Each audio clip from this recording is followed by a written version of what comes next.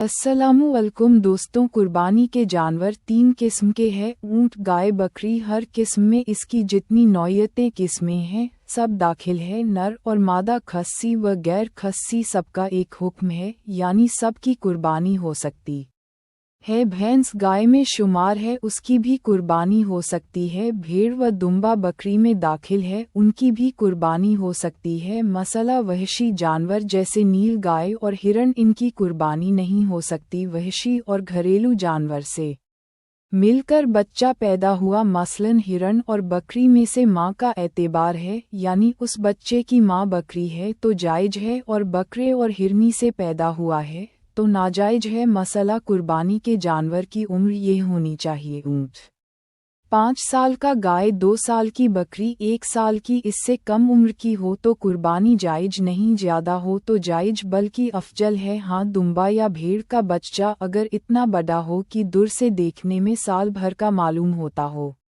तो उसकी कुर्बानी जायज है। मसला मेंढा भेड़ से और कुंबा दुबी से अफजल है, जबकि दोनों की कीमत एक हो और दोनों में गोश्त बराबर हो। बकरी बकरे से अफजल है, ऊँटनी ऊँट से और गाय बैल से अफजल है, जबकि गोश्त और कीमत में बराबर हो। मसला कुर्बानी के जानवर को ऐब से खाली होना चाहिए। अगर थोड़ा सा ऐब हो तो कुर्बानी हो जाएगी, मगर मकरूह होगी, और ज़्यादा ऐब हो तो होगी ही नहीं। जिसके पैदाइशी सींग न हो उसकी कुर्बानी जायज है, और अगर सींग थे मगर टूट गया और मेंग तक टूटा है तो नाजायज है। इससे कम टूटा है तो जायज है। जिस जानवर में जुनून, पागलपन है, अगर इस हद का है कि वो जानवर चरता भी नहीं है तो उसकी कुर्बानी नाजायज है, और इस हद का नहीं है तो जायज है। खस्सी यानी जिसके खुसिये निकाल लिए गए हो, या मजबूब यानी जिसके खुसिये और अजू तनासुल काट लिए गए हों, उनकी कुर्बानी जायज है। इतना बूढ़ा कि बच्चा देने के काबिल न रहा, या दागा हुआ जानवर,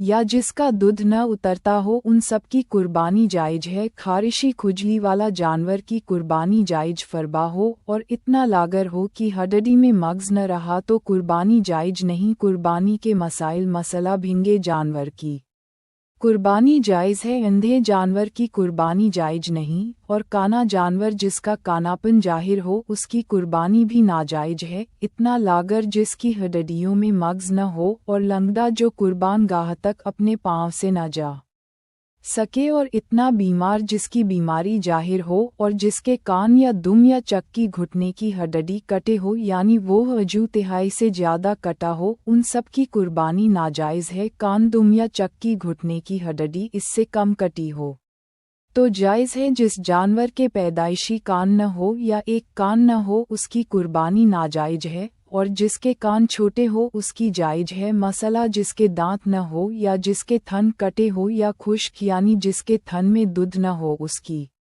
कुर्बानी नाजायज है। बकरी में एक थन का खुश्क होना नाजायज होने के लिए काफ़ी है, और गाय भैंस में 2 खुश्क हो तो नाजायज़ है। जिसकी नाक कटी हो या इलाज के ज़रिए उसका दूध खुश्क सूखा कर दिया हो, और खुनसा जानवर यानी जिसमें नर व मादा दोनों की अलामतें हो, और जल्लाला जो सिर्फ गलीज गंदगी खाता हो, उन सब की कुर्बानी नाजायज है। मसला भेंड़ या दुम्बे की ऊन काट ली गई हो उसकी कुर्बानी जायज है, और जिस जानवर का एक पाँव काट लिया गया हो उसकी कुर्बानी नाजायज है। मसला मुस्तहब यह है कि कुर्बानी का जानवर खूब फरबा, मोटा और खूबसूरत और बड़ा हो, और अगर बकरी की किस्म में से कुर्बानी करनी है तो बगैर सींग वाला चितकबरा मेंढा हो जिसके खुसिये को काट कर खस्सी कर दिया हो, कि हदीसे पाक में है हुजूर नबी करीम सल्लल्लाहु ताला अलैहि वसल्लम ने ऐसे मेंढे की कुर्बानी फरमाई जिब करने से पहले छुरी को तेज कर लिया जाए, और जिब के बाद जब तक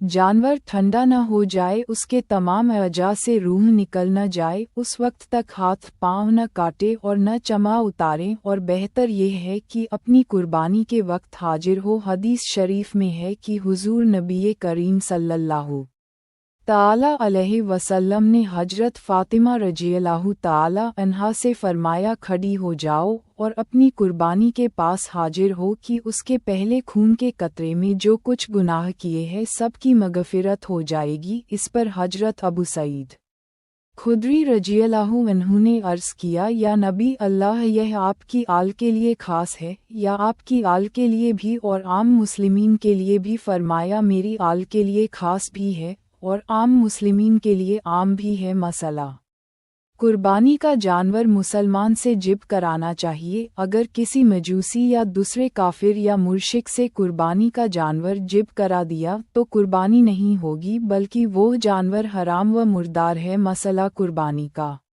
गोश्त काफिर को न दे कि यहाँ हरबी है। मसला कुर्बानी अगर मन्नत की है तो उसका गोश्त न खुद खा सकता है न मालदारों को खिला सकता है, बल्कि उसको सदका कर देना वाजिब है, वो मन्नत मानने वाला फ़कीर हो या गनी, दोनों का एक ही हुक्म है। मसला कुर्बानी का चमा और उसकी झोल जो कपा उस पर डाला हो और रस्सी और उसके गले में हार डाला है, वो हार उन सब चीज़ों को सदका कर दे। मसला कुर्बानी का चमा गोश्त या उसमें की कोई चीज़ कसौब या जिब करने वाले को उजरत में नहीं दे सकता कि उसको उजरत में देना भी बेचने के माना में है। मसला भेंट के किसी जगह के बाल निशानी के लिए काट लिए हैं, उन बालों को फेंक देना या किसी को हिबा कर देना नाजायज है, बल्कि उन्हें सदका कर दे। मसला जानवर दूध वाला है तो उसके थन पर ठंडा पानी छिड़के कि दूध खुश्क हो जाए। अगर उससे काम न चले तो जानवर को दोह कर दूध सदका कर दे। मसला कुर्बानी की और उसके पेट में जिंदा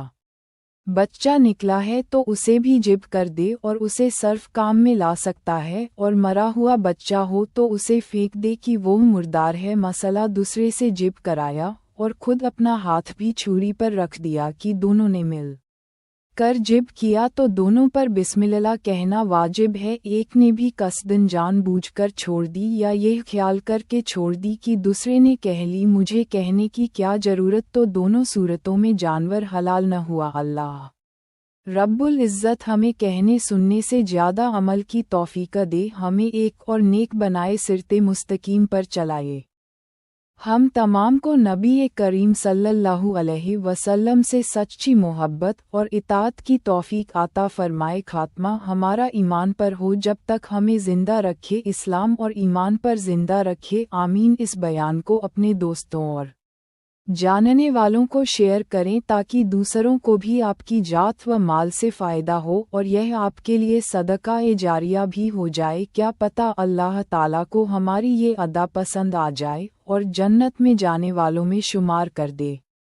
अल्लाह ताला हमें इल्म सीखने और उसे दूसरों तक पहुँचाने की तौफीक अता फरमाए। आमीन। खुदा हाफिज।